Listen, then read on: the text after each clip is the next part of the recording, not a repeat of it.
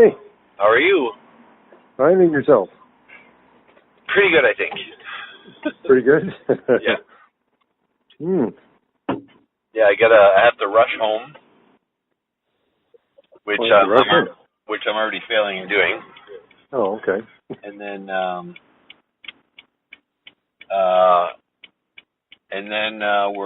going bowling. Oh, really? Yeah, it's a work thing. Oh. But they previously said, well, what night can I make it and cannot, and it didn't work out. And then so I can't go. I got the kids. So they said today, you're coming tonight. I'm like, well, no, I told you I have the kids. I can't come tonight. Sylvie's working tonight. They said, well, no. Just bring your kids. They can have some pizza, have some fun, throw a couple of balls. I'm like, really? I want to bring kids to a non-spouse work function? Oh, yeah, absolutely. So I'm like, okay. Wow. So now it starts at 6. I still have to go home to get the kids. Wow. Yeah. So anyway, that'll be fun. Trying to remember if I've ever bowled with my kids at all. I can't remember. No, probably not. Usually when they're that young to do bowling isn't usually one of the top events unless you have one of those Wii's with the remote. Yeah, no, exactly. Balls would be way too heavy. Yeah, so that's going to be a lot of fun. Yeah, wow. That sounds pretty cool. Yeah. So, I don't know how you want to do this. Do you want to pull something out of the hat? Well, I actually added one because I noticed something when I was grocery shopping yesterday, or the other day, and it kind of tweaked my, well, I don't know, I don't like it very much, but basically what it is when you go to a grocery store, okay, and you're in the vegetable department, okay, you get, this much, this has how much it is a pound. This is how much it is for 100 grams. It's like, how are you supposed to decipher apples to apples, pardon the pun, to figure out what the hell you're paying for? Because you'll have one item that's, that's in grams and one in pounds, but, unless you have a conversion chart, why wouldn't they just, you guys actually went to the expense of actually making the sign saying that it's this much a gram or it's this much a pound. Could you not take 2 seconds, convert them all to either grams or either pounds? When was the last time you went to buy lumber and you want to look for a 2x4, but it says whatever many centimeters by whatever centimeters? You don't do that, right? Yeah. Like you'll have a 2x4, you'll have your 4x8 sheets, you'll have your whatever all by 3/4, half, 1/8, quarter-inch, whatever. Okay, it's all the same. You don't jam, a metric thing right in the middle of it. Same with the groceries. When you're going to the grocery store, keep them all the same. You want to keep it grams, keep them all grams. You want to keep them pounds, keep them all pounds. At least in your head, when you're buying something, you can relate. Yeah, like if I want a pound of this or I want a pound of that, I know what I'm getting. Or if I'm getting 100 grams of this or 100 grams of that. See, me, I know if I go for lunch meat, like 100 grams, I know how much it is. So I'll get like 100, 200, 300, ballpark, no more than that because that would be way too much. But when you're going, and then if you go to the U.S. and you say, oh, this is by the pound, you want half a pound, 3/4 of a pound, well, I don't know how much is that in grams. It's like, keep it the same, people. All right. Bob what are your Doug, thoughts?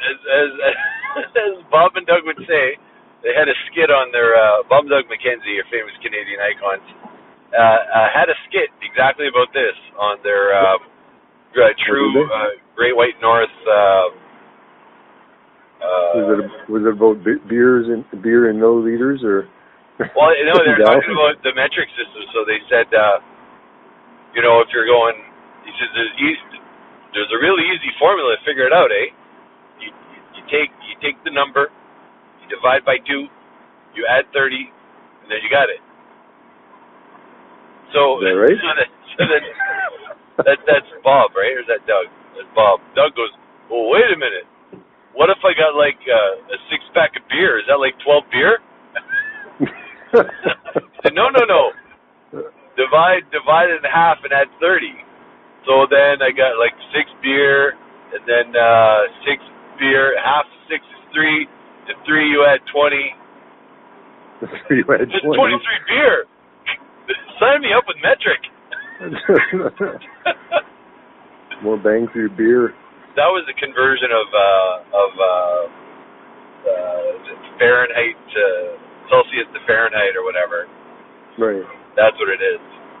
Yeah, the whole metric thing. Do you remember back in the day? I don't know if you remember this, but back when vehicles were all miles per hour, it didn't matter if you were in Canada or not. Everything was miles per hour.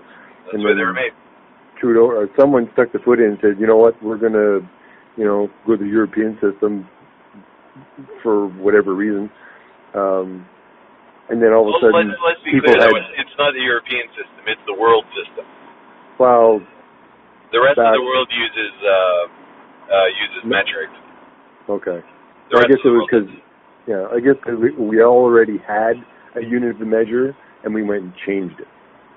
I guess to match everyone else. So I guess we were probably the only ones who did it. But we half-ass changed it though. We only changed it for some things and not for others.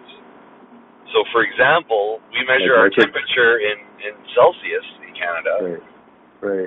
But why do we change that? Like, why didn't we stay with Fahrenheit? Like, we're staying with inches and feet the majority of the time for things. Right. But then we decide to change the speed limit into kilometers per hour instead of miles per hour. Like, why that one?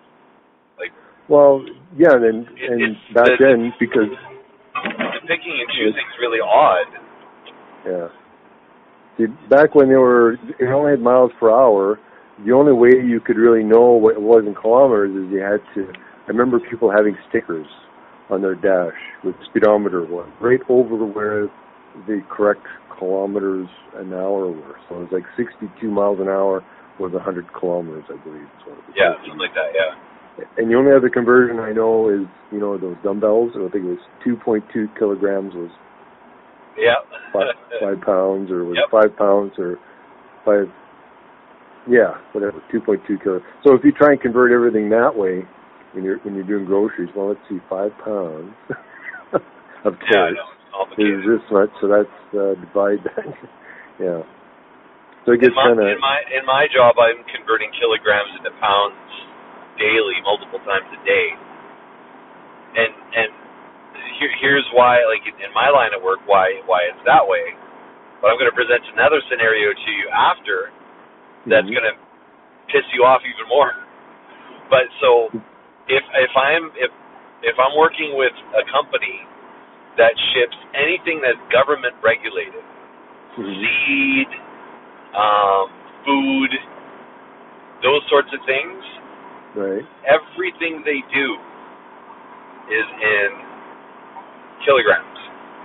Everything.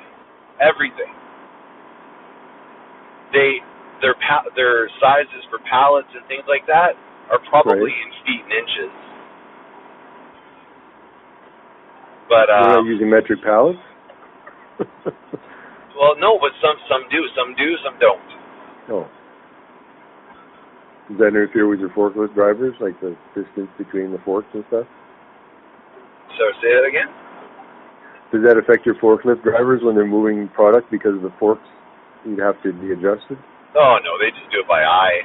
They look at it and go, it's 4 feet, whatever. Cool. But here's where it screws us up, is that the standard weight per pallet, like the understood standard weight per pallet in the industry is 2,000 pounds a pallet or less. 2,000 is kind of the max. That's kind of pretty much how pallets are built. A standard pallet is built to be able to hold 2,000 pounds of weight on it. Right. And that's kind of a standard. Now, there's exceptions, of course,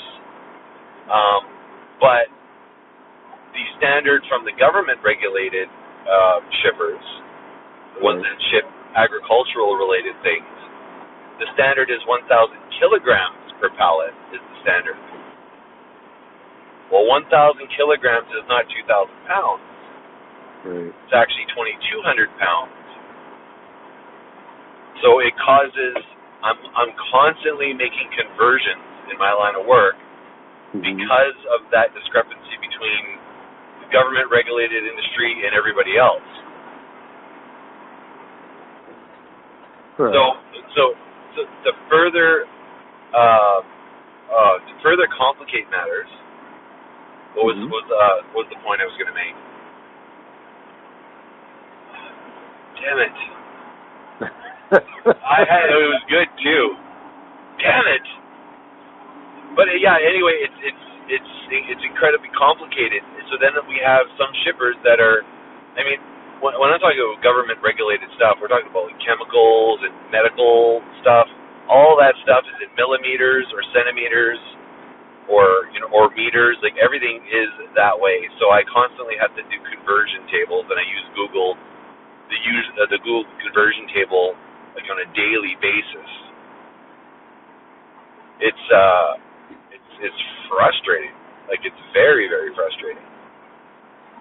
Yeah, it creates a lot of work. It's like us. We'll buy stuff by say the foot, but we issue it out by the meter. Yeah. So then you have to multiply like 984 feet is 300 meters. You got to kind of break it down, and if you don't break it down, it comes in, then your numbers are all out of whack. Yeah. Because now your counts are way off. So all that is doing is adding adding a shred of doubt. No, adding the possibility of an error is all you're doing. Oh yeah, for sure. Yeah. So I don't know what is it just the U.S. that uses standard? Yes. Yep. And what's Imperial versus metric, right? So they use Imperial. We use Imperial because we trade a lot with their country. So we did a partial conversion on a couple of things, like the thermometer and the speed limit. Right. And but it's strange. Everything is rated, and the transportation is rated on a rate per mile basis. It's not rated on a rate per kilometer basis. Right. You do notice that they didn't go with metric time, right? Yeah. Although I think one April Fool's, I think they had something about changing your clocks to metric time, something or other. Yeah. Yeah, it's disheartening. It's very frustrating. It's created a bunch of work. I think the problem is that the U.S. has always refused to convert to what the rest of the world uses, and because of that, I think that's delayed. Like, who's going to tell the U.S., okay, you need to switch to the unit of the units of measurement that the rest of the world uses? If anybody told the U.S. that, they'd go, huh? Well, no. Why would we? No, with the current president anyway. But I know their argument's always been we're the biggest importer. Well, they always say they're the biggest importer, exporter, or whatever. They're the biggest global power in the world. And by that standard, if you have a customer that you get a six-piece chicken meal, and I want 5 pieces. Well, that's not what we do. I'm in here every day, and all of my employees come in here every day. We want the 5-piece meal. We don't want a 6-piece meal. They will accommodate them, and I think that's what happens with the U.S. and the Imperial system. What does the Imperial system have to do with the nugget? With the nugget? Yeah. The chicken nugget? The 5-piece versus 6-piece. Oh, that's probably I was going to say, that might be the conversion to metric? But you know what I'm saying, like when... a 5-piece metric, which is a 6-piece regular? If a customer generates $2.2 million for a company, and they want it a particular way, the company's going to say, whatever you want, sir, or whatever you want, ma'am. Mm-hmm. And that's what the Americans are. Like, that's what the United States are. They're the biggest customer, the biggest demand, the biggest dollar. However, China will be overtaking the United States in terms of all those things. Population-wise, they've already beat them, but economic-wise, they're getting there. Like, they're very close. If you look at box office dollars, at dollars at the box office, China is now competing against an American box office. And when America does their box office, I think they roll in Canada in there too. But China... You're talking movies?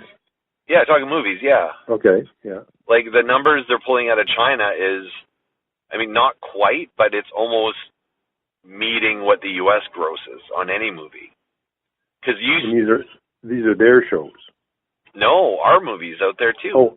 Oh, okay. So I can't remember what movie. There was some American movie that came out there, and the gross in China was larger than the gross in the U.S. On an American-made film. It might have been Transformers or one of those films. Right. But that just goes to show, like, China is, its economy, everything else, everything they're doing, they will be the supreme power in the world at the rate they're going. They will overtake the United States. And at that point, I wonder if they use Imperial or metric. And if they do use metric, is that going to force the rest of the world? Like, okay, well, we buy 46% of our stuff from the United States, but we buy 54% of our stuff from China. Is it going to make everyone follow suit? Good question. So that's where all that came from, because I actually did a study in university on it. And it's like, well, why don't we all just change to metric, because that's what the rest of the world uses. Mm-hmm. It's only the U.S. that uses 100% Imperial. They're the only country. Now, when we sell our resources to outside countries, well, I'll just say U.S., for example, is it converted by them by the pound? Do we sell it to them by the pound, or do we sell it to them by the kilogram? To other countries? To the U.S. But to the U.S., it's by pound. So we'd have to convert on our end to get what they want per pound. Yes. But to every other country we export to or import from, it's all metric. Right. There might be a couple of countries that are exception, maybe like in Australia or something. I'm not 100% sure. I can't remember what I learned in school, but yeah. Anyway. Yeah.